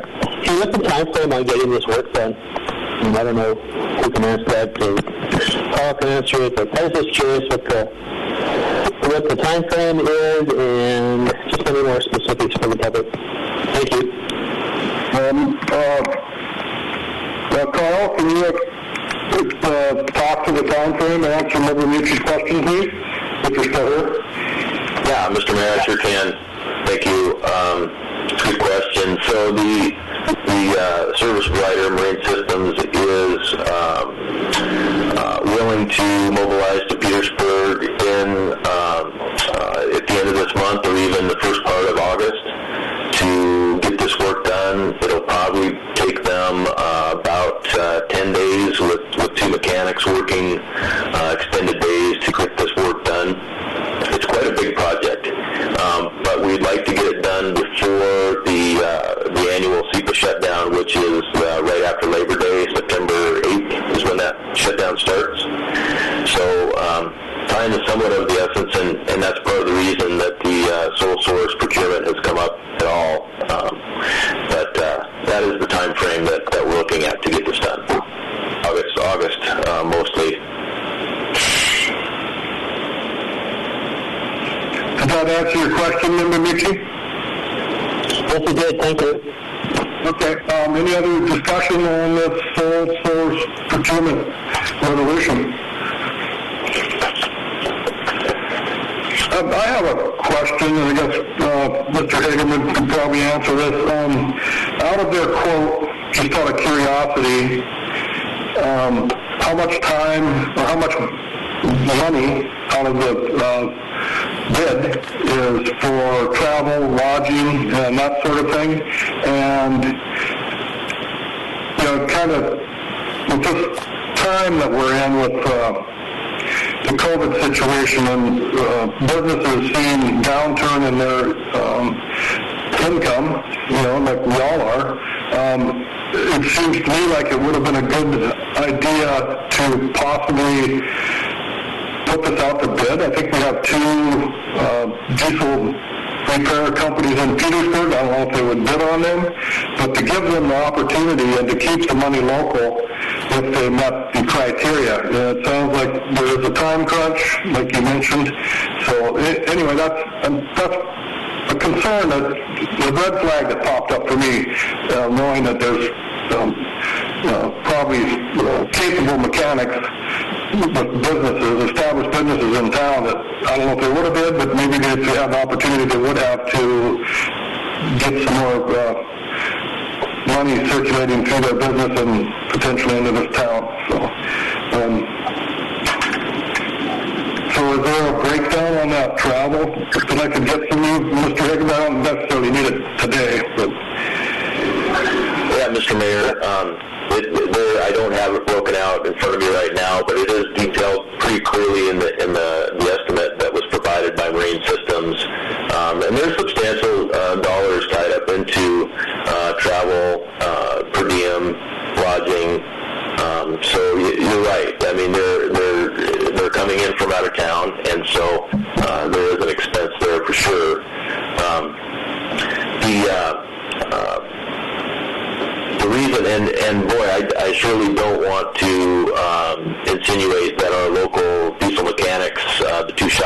you have going on here are anything less but excellent mechanics. I've never heard anything bad about their work, so we don't want to have the appearance that we don't think that they could do the work. But in a situation where we have this 2.5 megawatt generator that's driven by a locomotive engine, it just is a situation where we need to be absolutely certain that the work that's done on it is done correctly by technicians that know these things inside and out. This unit needs to be reliable to a fault after this work is done, and to have the manufacturer's representative franchise do the work seems like the best move because of what this unit means for Petersburg and for Power and Light. And again, no disrespect to the two diesel shops that are in Petersburg, but this is it's a different it's a diesel engine, but it's the size of an RV, and it's very important for the work to be done correctly, and that we have a very good warranty for that work, so that we can make sure that it performs when it needs to. So. I see where you're going, and I understand there is a time crunch here a little bit. There are other diesel generators in our system. For instance, we have another project to rebuild one of our smaller Caterpillar units is in the budget this year, and I will be putting that out for proposals to rebuild that, and so the local shops will get an opportunity to give us a number on that. It's probably a little more of what they are used to seeing in their shops, and it's a smaller unit, not quite as, it's still vital, but not as exceedingly vital like this large unit is. So again, I'm sure they could probably do a wonderful job on that, but I'm just trying to be cautious and get work done on this EMD from an outfit that really knows them well. Okay, thank you for the explanation. And I did look on the scope of supplies, and with the per diem and travel and so forth, it's pushing $10,000, so it's a pretty substantial part of the project. So if we done locally responsibly, it could have stayed down, I suppose. So anyway, I just wanted clarification. So thank you for your position on it. You're welcome. Any other discussion? Clerk, call the roll. Brandy? Yes. Mark? Yes. Bob? Yes. Jeff? Yes. Jay? Yes. Chelsea? Yes. Okay, the resolution for sole source procurement for the EMD generator leasing is approved by the Assembly. That brings us to item B, 20-256, Ernie Hagen Public Use Area Cooperative Resource Management Agreement Renewal. I would entertain a motion to approve this agreement. So second? Second. Okay, this is on Public Works Director Cotta is recommending approval for Manager Giesbrecht to sign an agreement with AD&R, which will renew the Cooperative Resource Management Agreement, ADL 105894, for management and maintenance of Greens Camp Unit, Banana Point Boat Launch Ramp, and Wilson Creek Access Site.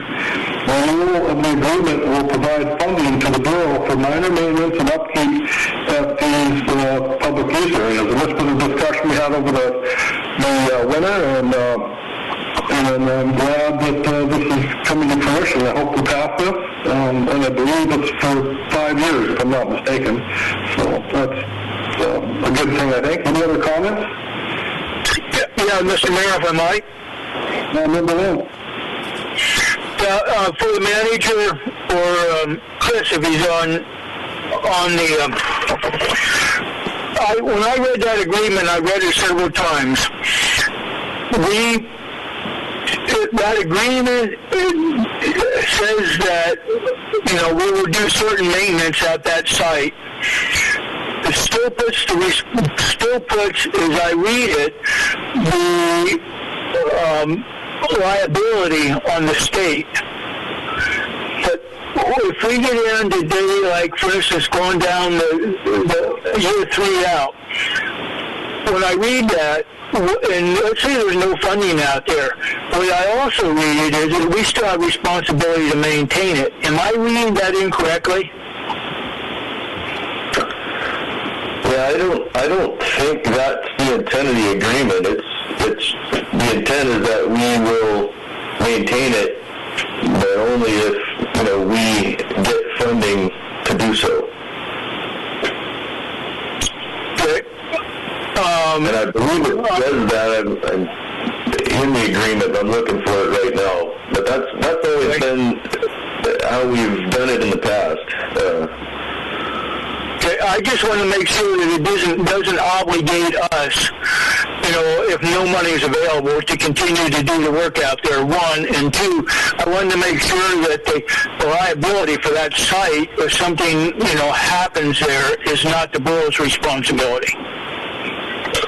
Yeah, the liability was something that's one of the things that hung up getting this new agreement put together was the liability clauses. We had some discussion with the state. They basically wanted us to agree to language that where the borough would accept all liability for whatever happens out there, whether the borough causes it or not. We obviously were not going to agree to that, so we got with the borough's attorney and came up with some language that was mutually agreeable that basically assigns liability to each party based on their participation and the state's ownership. They can't get out of owning the property unless they give it to somebody else and get someone else to accept it. So they've got some liability whether they want to accept it or not. We convinced them to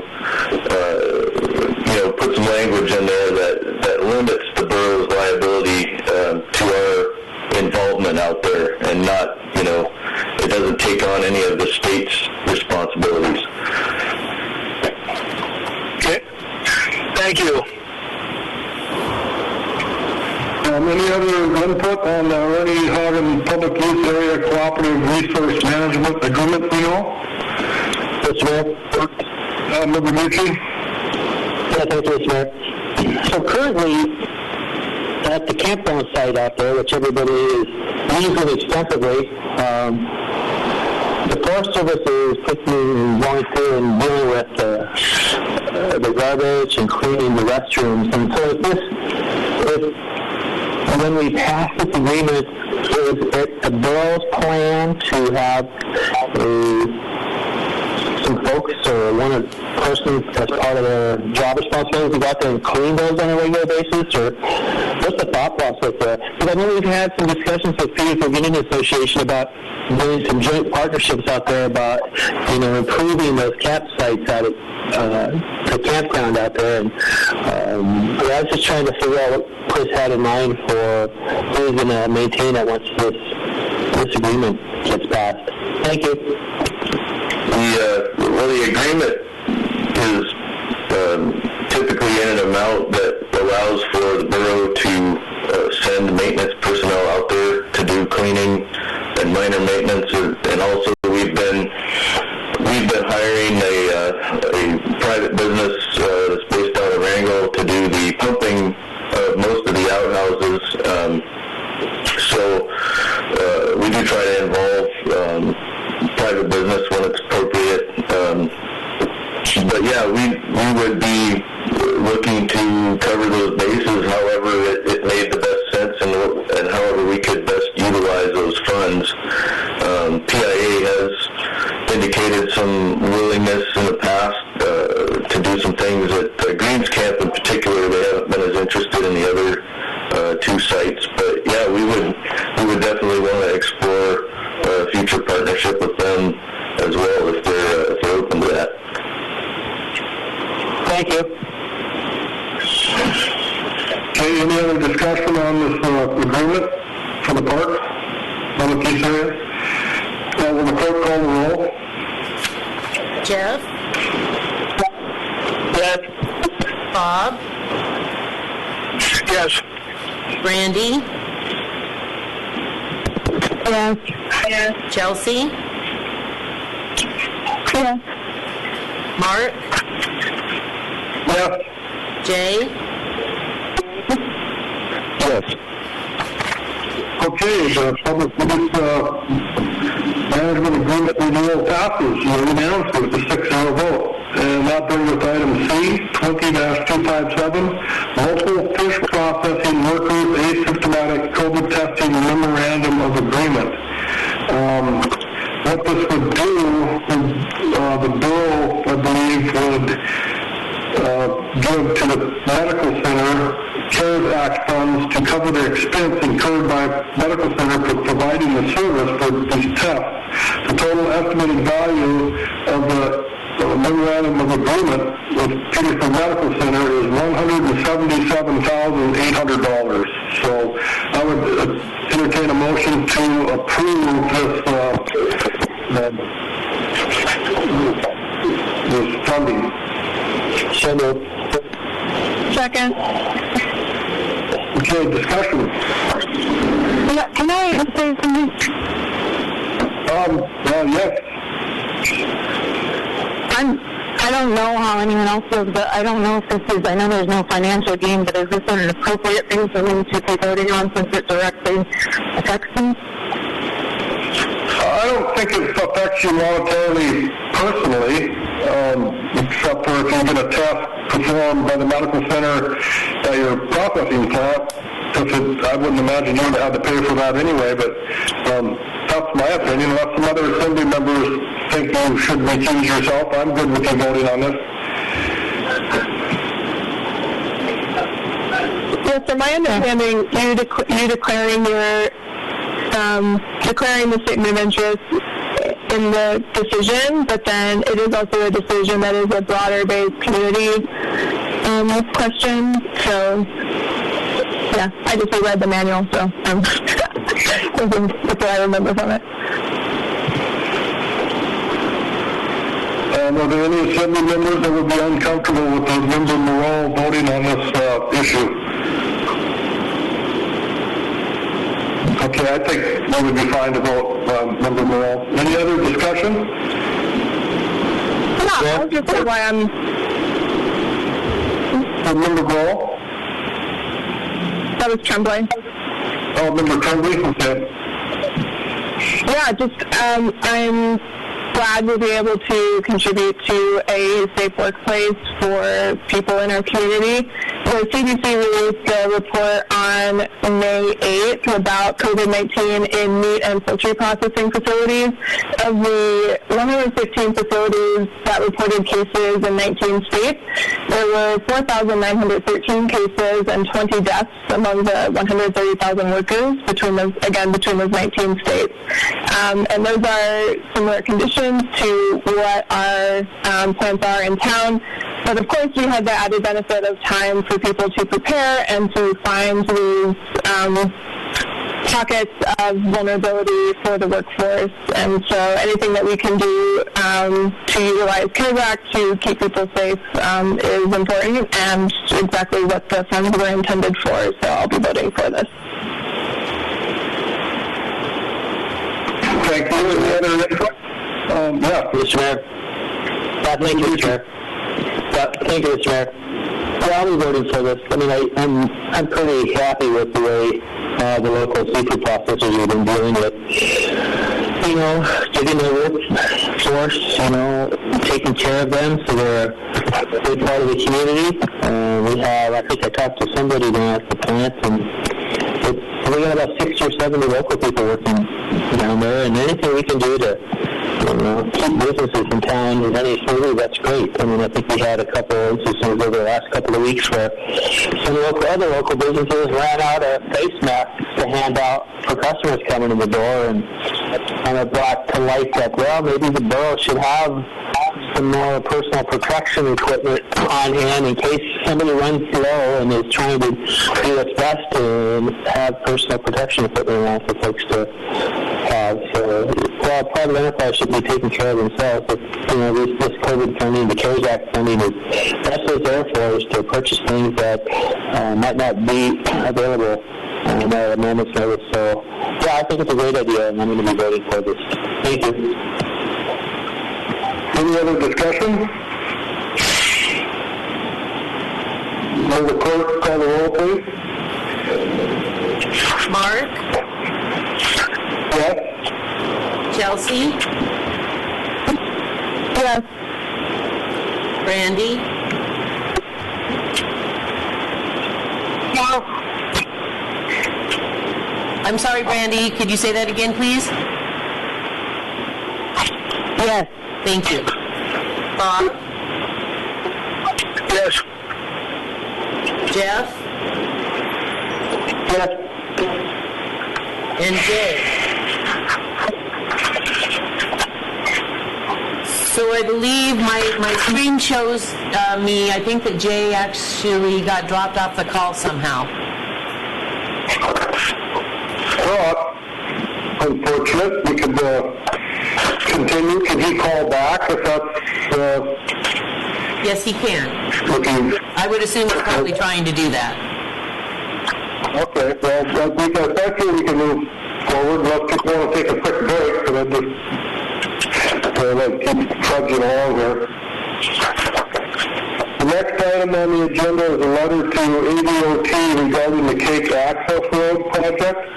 Manager District received a letter from ADOT PF, Lots of Public Transportation and Public Facilities, submitting plans to the Borough for the Cake Access Road project per state statute 35-.30.020, which orders the department to comply with local planning and zoning ordinances and other regulations for their project. The Borough's reply notifies ADOT and PF that there are no Petersburg Borough planning and zoning ordinances applicable to the proposed project. So that is the letter that we're voting on to send the DOT as a response saying that we don't have any authority to oversee what they're doing. I'd entertain a motion to approve sending this letter. So moved. Is there a second? Second. Can anybody hear me? Member Sean Granger, are you back? Hopefully I am. You're coming loud and clear. Yeah. Good deal. Okay. So, did you know where we're at here on the agenda in the letter to DOT? Yes, sir. Okay, perfect. All right, any discussion on the letter? Clerk, call the roll. Chelsea? Yes. Brandy?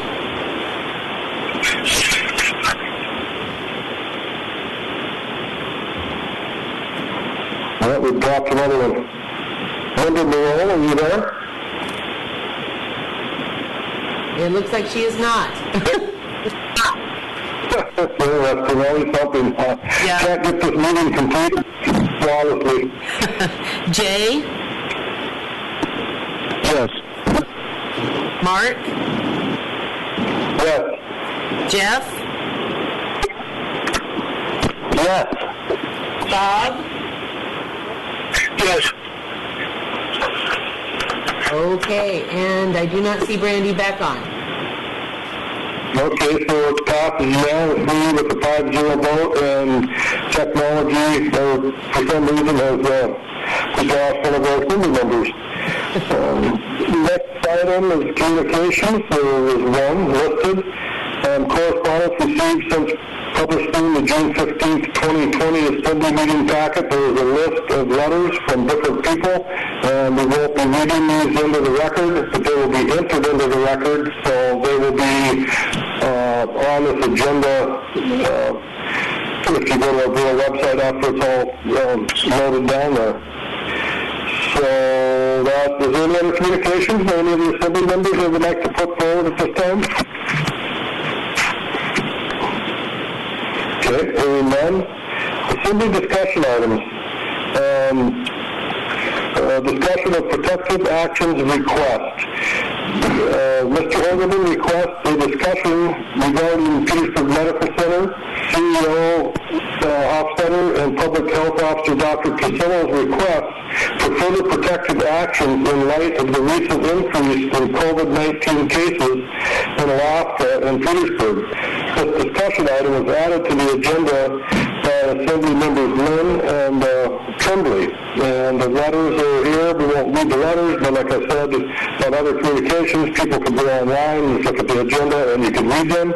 And so this is just a discussion item today.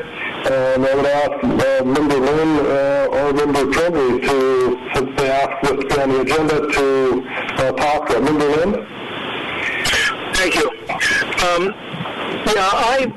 I read those letters in some detail, and I've talked with Mr. Hofstetter about them.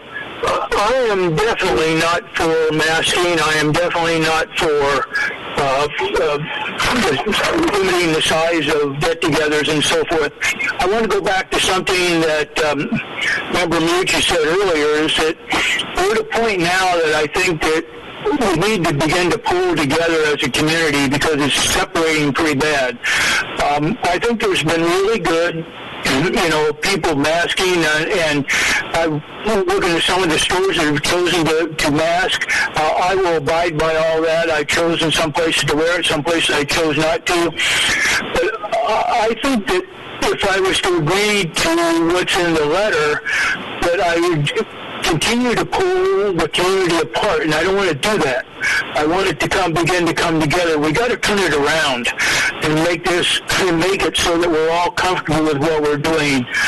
And so, with that said, I would like to see us continue pretty much on the lines we are now, from my perspective, and if there needs to be some kind of action taken, if there's some kind of a serious uptick in cases or some other, then action can be taken. But at this point, I would really like to see us continue now. Thank you.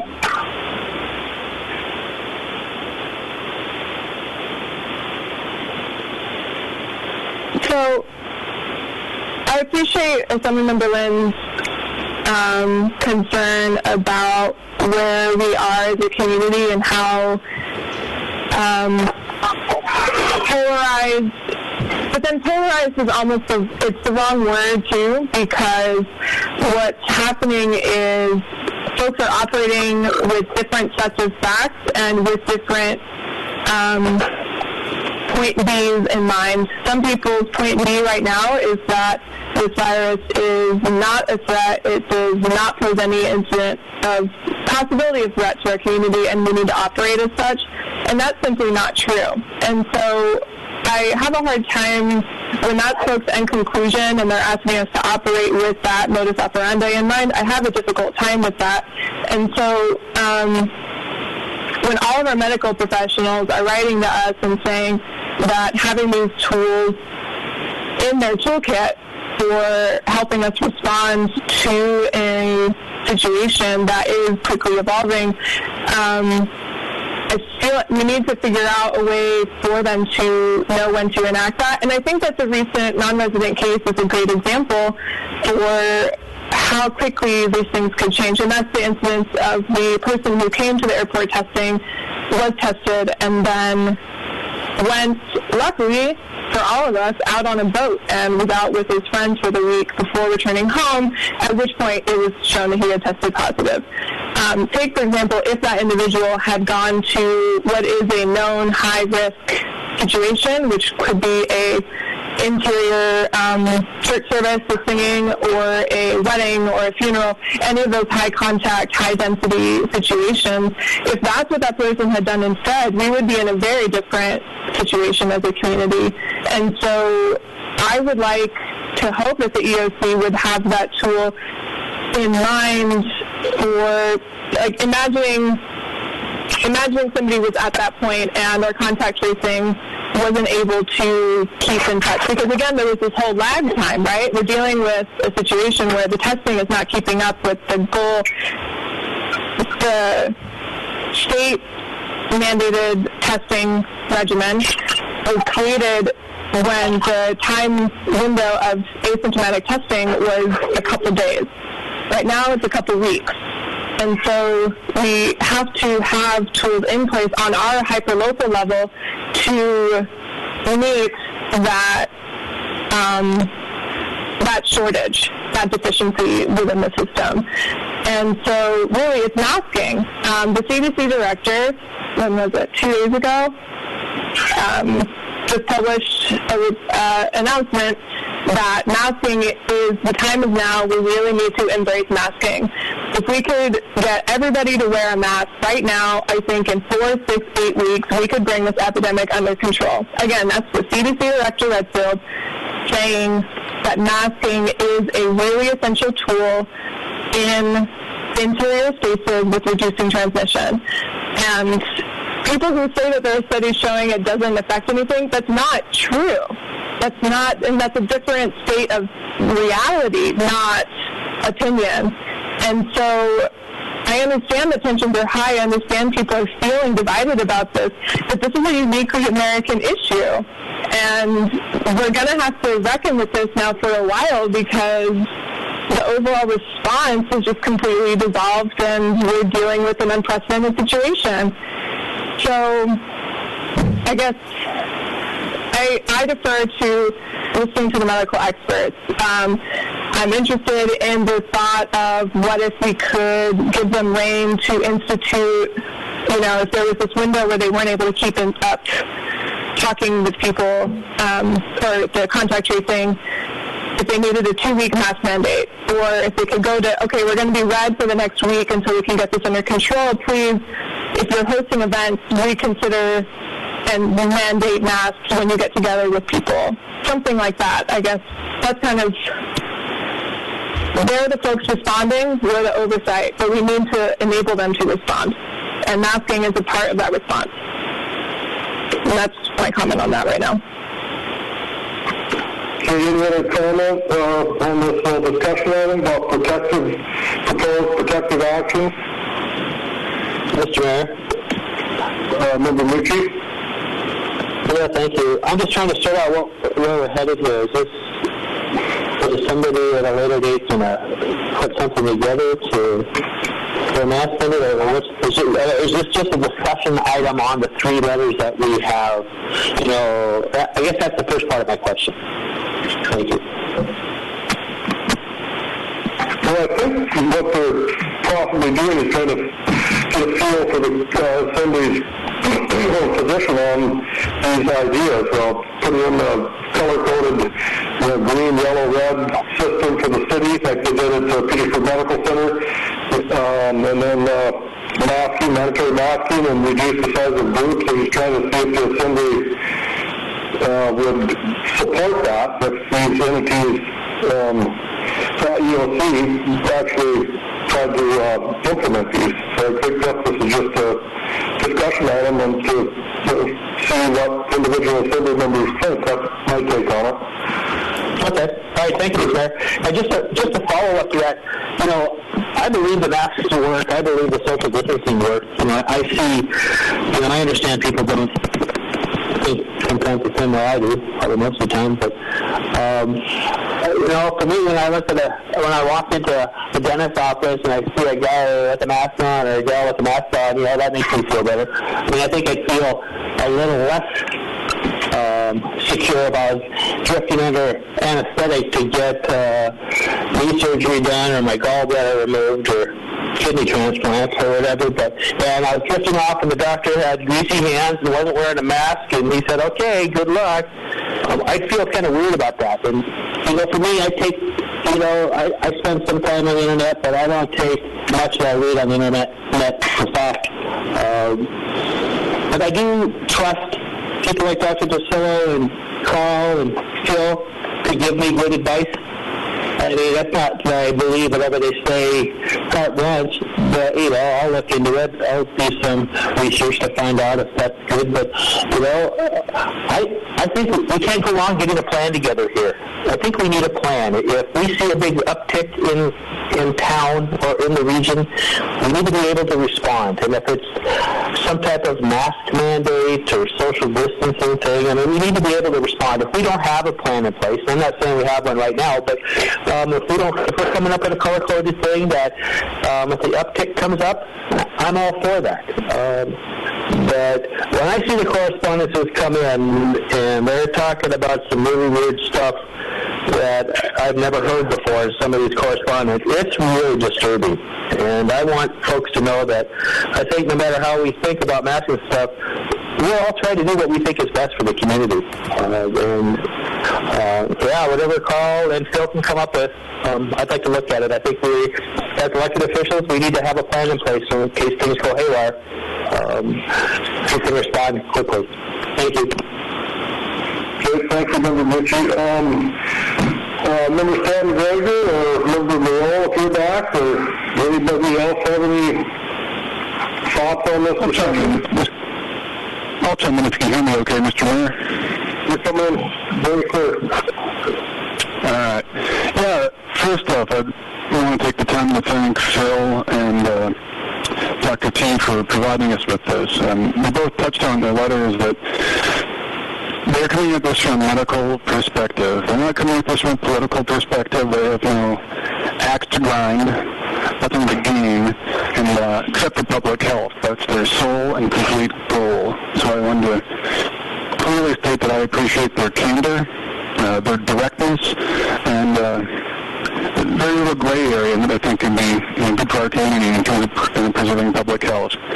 And even if somebody does nothing with a masking mandate, they're saying pretty clearly we all should be wearing one in public spaces. Not out in the open air before we share in space indoors. It's a really wise idea. It's sound judgment. And that comes from both our local doctors and the federal and state government. That's not unique to any one entity on that one. Or any other ones about social distancing, etc. I won't go down the list, but I have to completely agree with them. These really shouldn't be political issues. These are things laid out that, again, from both the federal, state, and local level. There's nothing on here that goes against what the federal or state guidelines are. These are people saying, hey, these things work to keep my community safe. And I think a strong argument could be made. That's one of the reasons our town has done so well to this point. You can't prove that, but you can't... There's no cases. He was glad there's no cases. Our community has been very responsive this far in a lot of ways, and I hope they still can be. In terms of recommendations on how we proceed, I struggle with the fact that several members have touched on that it has become a political issue, as evidenced by the... I don't see it that way. I don't begrudge someone for a different view than me. As Member Mitchie said, I just try to defer to the medical community for sound feedback as to what's best for our community. I guess simply put, I look forward to continuing the dialogue. Unfortunately, as we've seen from World War 48, this pandemic isn't just going to disappear in the next couple of weeks and going to pull a roll over our eyes, even though we have been very sheltered from the virus, which I'm grateful for. Wouldn't be prudent. So in short, I look forward to an ongoing dialogue on how we need to be responsive to the community. Well, again, thanking Phil and Dr. T for providing us this. It's a very real and prudent info. Thank you. Okay, thank you. Is there any other input discussion on this discussion item?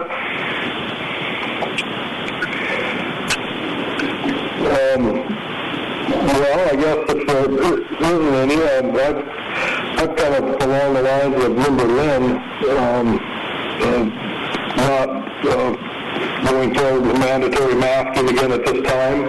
I wear my mask personally when I'm in grocery stores, the post office, in public buildings. I try to exercise social distancing. Sometimes I don't wear my mask, so I'm bad on me, I guess. But as far as implementing the color code in the community, I think it might work for the medical center or any other private entity. But as far as borough-wide, I kind of have I'm not for sure I'm in favor of that, but I guess I'd have to see what, if anything, is presented from these two letters to the Assembly with recommendations, and or if they just can implement it, and then see if the Assembly disagrees with it or not. So anyway, that's my input. I'm not very clear, but that's my thought process on this discussion item. So any other input on this discussion item? Protective action request? Mr. Mayor, this is Carl. Can I offer some words? Sure. Thank you. Thank you very much. I really appreciate the discussion on this today. I requested that it be put on as a discussion item because I think it's important to talk about it and get it out there. And I really was interested to hear what the position of the Assembly members were in regard to a plan moving forward. I think it's a responsibility of the Borough to think ahead and hopefully not have to use any kind of a protective plan. But today has been very valuable for me in just trying to sort out what direction I need to go with this and what the potential plan would look like. And at this point, and I think it's what I would offer and what I'll be working on, I think, as this is there may be a color-coded plan to bring forward for the Assembly's approval. I'm not interested in coming up with a plan and trying to implement it as the incident commander without the Assembly's approval. I don't have any interest in that at all. I want the Assembly to be supportive of whatever the forward direction is, and that speaks towards trying to bring this community together. Also on that front is my idea now of not starting with the mandate, but perhaps gearing this plan as a health alert, which is not a strict requirement to do anything, but it's a position of the Borough and the EOC and the medical center for the best recommendations for protective actions, voluntary protective actions of our residents and visitors, depending on what is going on with the virus in our community and our state. And I think in that mode, it gives an example to our population of what the best practices would be, whether that's masking only within buildings, limiting gathering sizes to a certain number. But again, being an alert, a health alert, instead of a strict mandate, it's much similar to what the state is doing in providing guidelines to the residents of Petersburg and not trying to force an issue. Related to that, to forcing an issue, every time we start talking about a mandate, we also have to start talking about enforcement of that mandate. And that discussion is usually pretty short because it's almost impossible to expect our local police force and our limited state trooper presence in Petersburg to enforce any wide sweeping general mandates for protective actions. So I think that's the direction I'll be heading in. Again, I really appreciate the input from the Assembly today. It's been very valuable to me. And if anybody has any questions on my comments on what direction that I think I'll go in before bringing something back to the Assembly, I'm open right now. Okay, thank you, Mr. Hageman, for your openness and your thought process moving forward with this situation. Is there any other discussion since Mr. Hageman's input that Assembly members would like to give? Yeah, Mr. Mayor.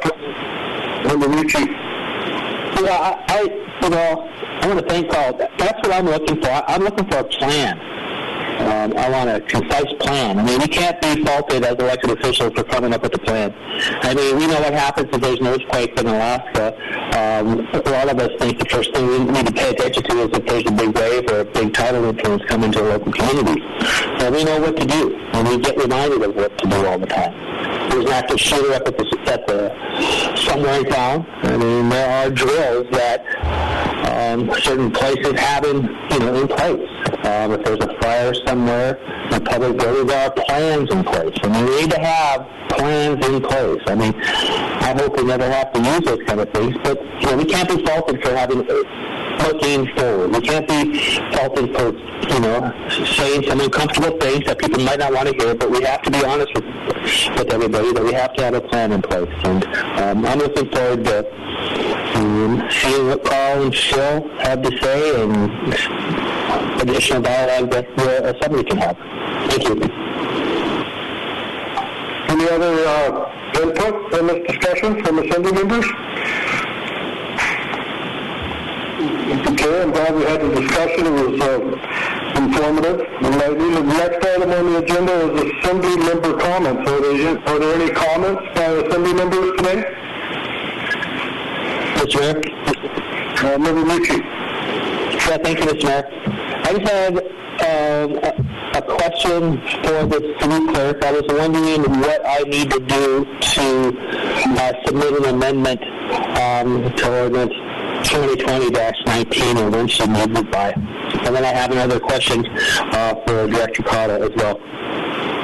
All you need to do is come up with your plan for an amendment and make that amendment publicly at the next meeting. And if you have a second, then we discuss it and then we vote. So there's no deadline if you just send anything to the clerk. That would take place in the public meeting, I would assume. And you have something else you wanted to talk about? Sure. I was wondering what the status is of the solid waste rate study. Thank you. Really close to being done, and I think I seen an email from Steve a while back that we were going to plan on presenting that to the Assembly at the first meeting in August. So that'll be made public within a couple of weeks for sure. Perfect. Thank you. All right. Any other comments by Assembly members? Okay, that brings us to recognitions. Are there any recognitions? Yes, Mr. Mayor, please. Yeah, Member St. Gregory. Yeah, thank you. I would like to loudly and clearly recognize both OBI and Trident Seafoods for the strident efforts they've made to keep their workers and the community safe. A lot of product this summer. I know it isn't easy. Anyone who has talked with or the owners regarding how that's going, they're working extremely hard. There's just no way around it. The efforts that those two major canneries have put in to packing fish safely this summer are, again, not to be redundant, simply exhaustive, and our thanks as a community should be really endless. And if anyone's ever curious about some of the logistical details going on to make that happen safely, send them an email. Those two businesses are huge for our community, and I guess I'm being redundant, but I can't thank them enough. It's an economic engine for our community, but if it went done safely, you wouldn't be driving it. And they are working their butts off to make it safe for the community while making money. So thank you guys so much. That's all. All right, thank you for that recognition, Member Stanton Greger, that they're going above and beyond for sure. Any other Assembly members have recognitions? Well, I think this is really a recognition, but I would like to hope that the public has some patience with this telephonic meeting situation that we're going through. This meeting was supposed to be held 9 days ago, and indeed there's some technical glitches to start with, and then some other technicalities. We finally had it today, so please be patient with us. I thought I heard someone else kind of chime in there. Any other assembly members have recognitions? Okay, seeing none, I'd entertain a motion to adjourn. So moved. Second. All those in favor say aye. Aye. See you Monday. Thank you.